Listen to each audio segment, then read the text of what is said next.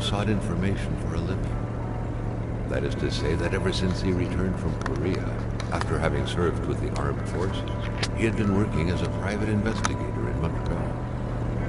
William Hamilton, a rich industrialist, had gotten in touch with him regarding a simple vandalism issue.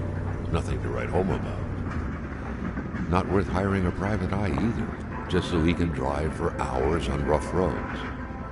But that's how it had always been. The client pays, Carl gets it done.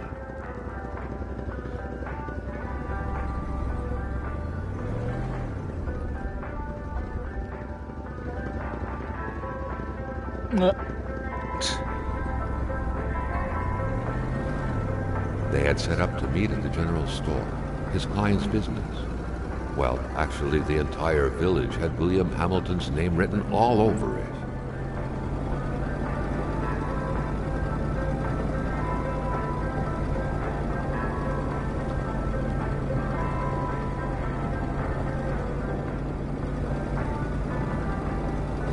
The roads were bad, muddy, or snowed in, it was customary around these parts to close them off. But it was also customary to ignore those signs entirely and drive there anyway. I'm going to use my remote control with that. I don't know if I can swap between them all.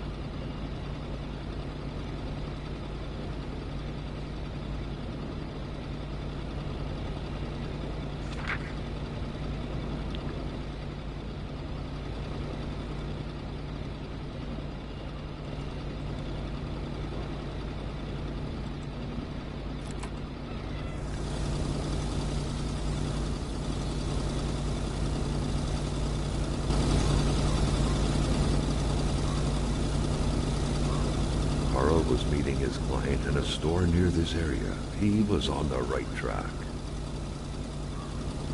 Still not a soul in sight. There was no point in waiting any longer. Carl had to figure this one out by himself.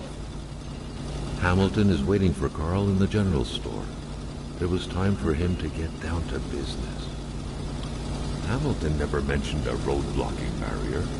Why was it needed here in the back of Beyond? That would, however, be a mystery for another day. Carl had waited long enough for someone to come and raise it.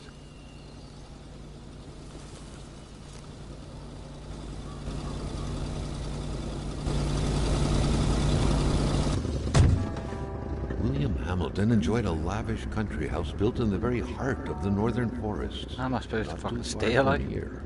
Ah, okay.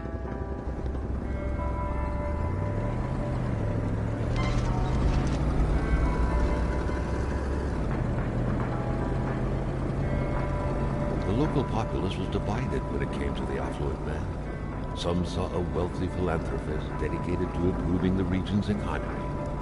Others an aging Englishman who would do anything to further his fortunes. And those ones hated him enough to go on about scheming against him. Hamilton had recently acquired a few local businesses, but the last straw was the reopening of a mine, which gave rise to a wave of protests and threats from the Cree people. Given these circumstances, Carl reckoned that a good number of people must be feeling compelled to oppose Hamilton in one way or another. So far, only the industrialist's house had been a target, but soon enough, Carl thought, the target would become the man himself. Bonk.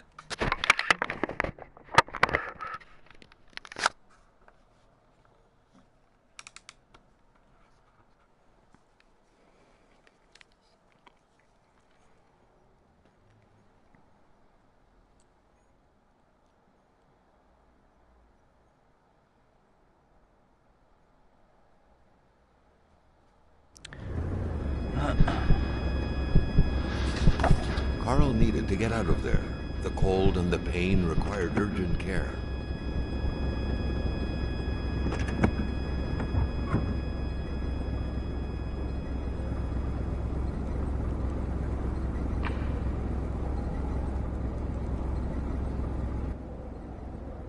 The driver had taken off. It was still best to check it out and leave nothing to chance. Carl needed help. It was a small, locked box engraved with the letters W.H. Carl thought about taking it. Nothing was to be left to chance. This deep in the country, his last hope was to find an abandoned garage or a farm by the roadside. His life depended on it.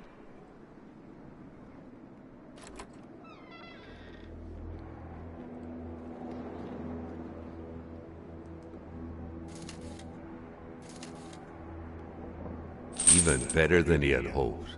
Carl Faubert had succeeded once more, and was now on his way to new adventures.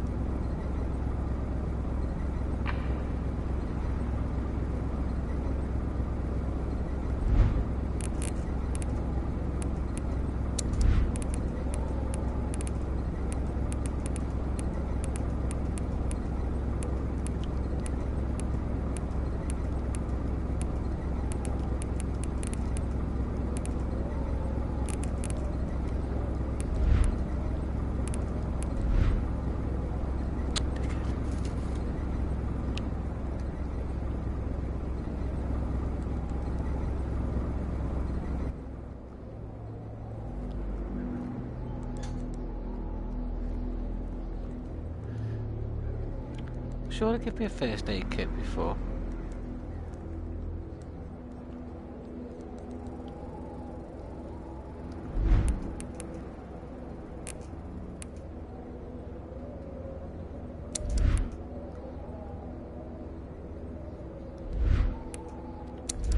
Aha.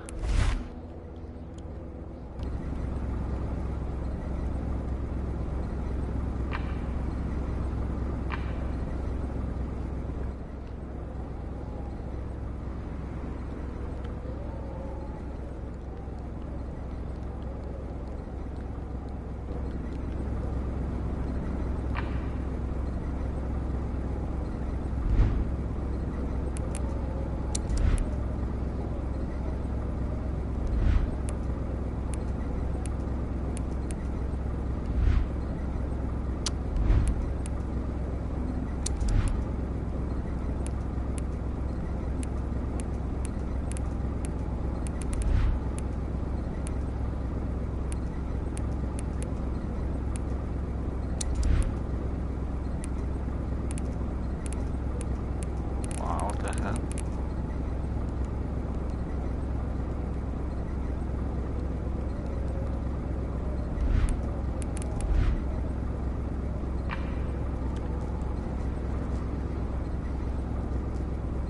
Well, I've got fucking chains, haven't I?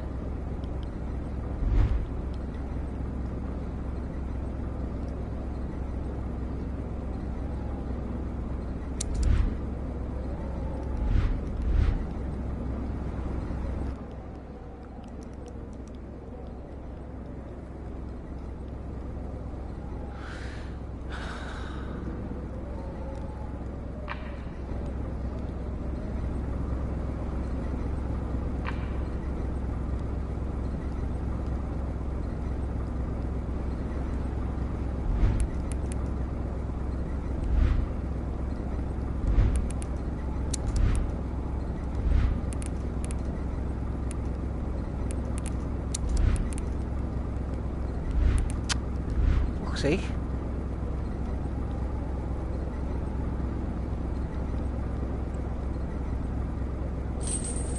It is.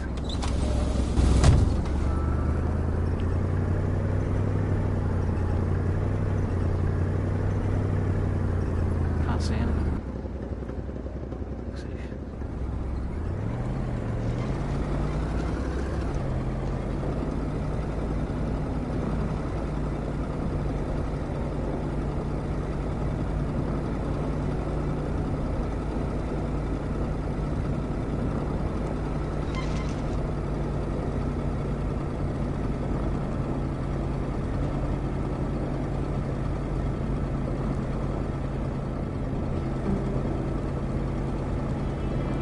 Spread out on a few acres of untouched forest, bellowing caribou, everlasting snow, and undefiled lakes, the Manistan region was no tourist hub. It was said to have been populated for millennia by Cree people, and ever since the industrial era, by the metal mining industry.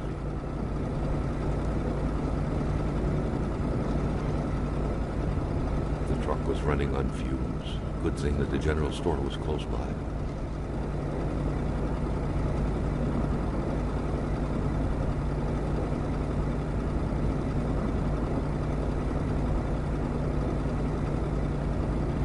Oh, for fuck's sake. Just sprung out of nowhere, that.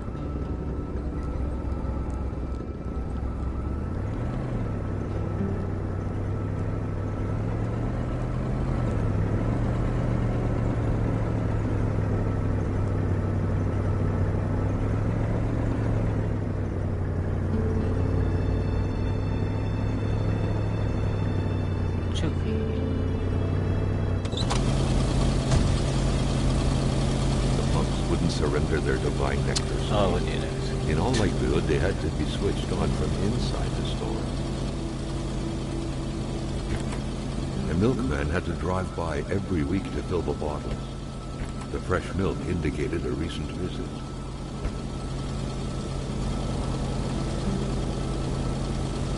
Something fell to the bottom of the pot.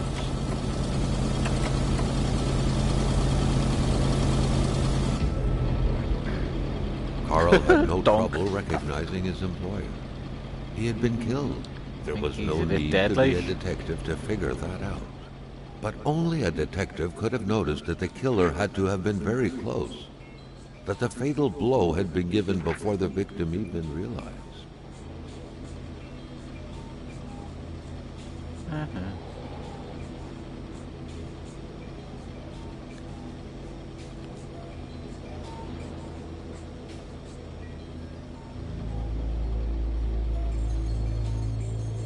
Jumping from that height was akin to tempting death. Perhaps that man on the snowmobile had seen enough of this world already. A nice picture of the Magasin La Chance store, seemingly taken the day it was first opened. It feels frozen in time, from an era long forgotten. Amateur hunters showing some pride at having killed a nice pelted beast. With men like this roaming the area, wolves would become extinct within 10 years, Carl thought.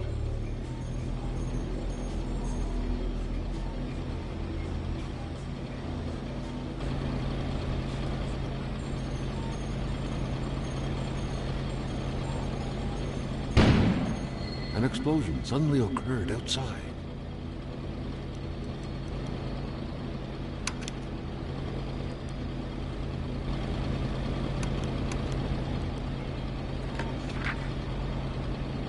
The snowstorm pummeled everything in its path.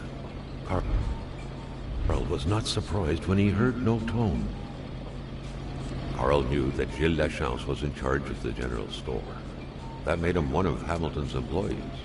A very angry employee, as Carl could plainly see.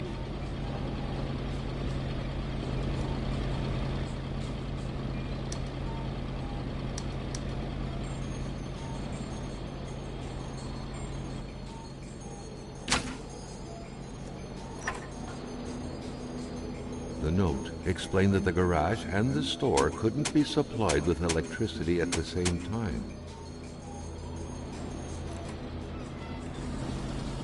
Maintaining his composure, Carl recalled something from his military training. Wolves always stay away from populated areas. Wait, was it about bears? Hate was in the air. Seems like some villagers barely tolerated each other.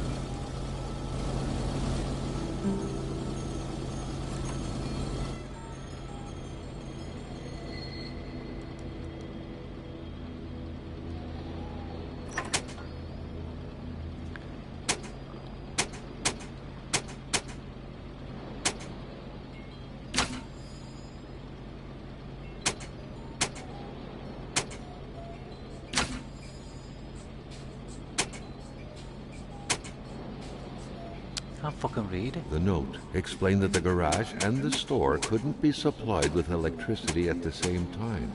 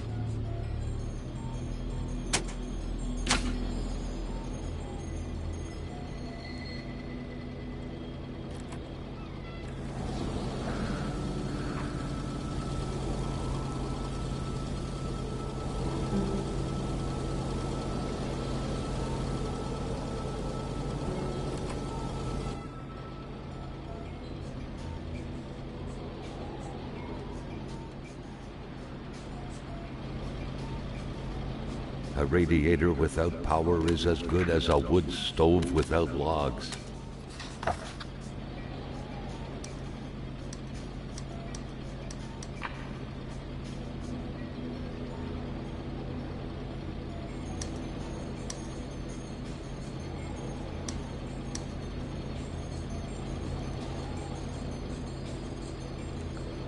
Controls are doing my head in.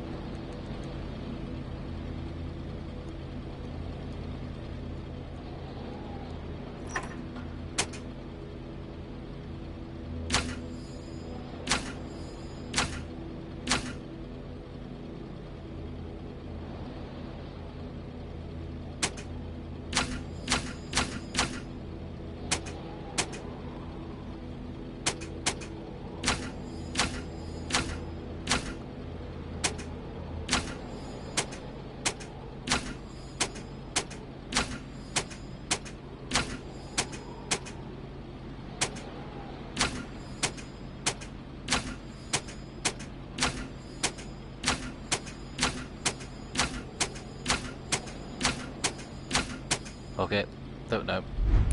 See me, I didn't.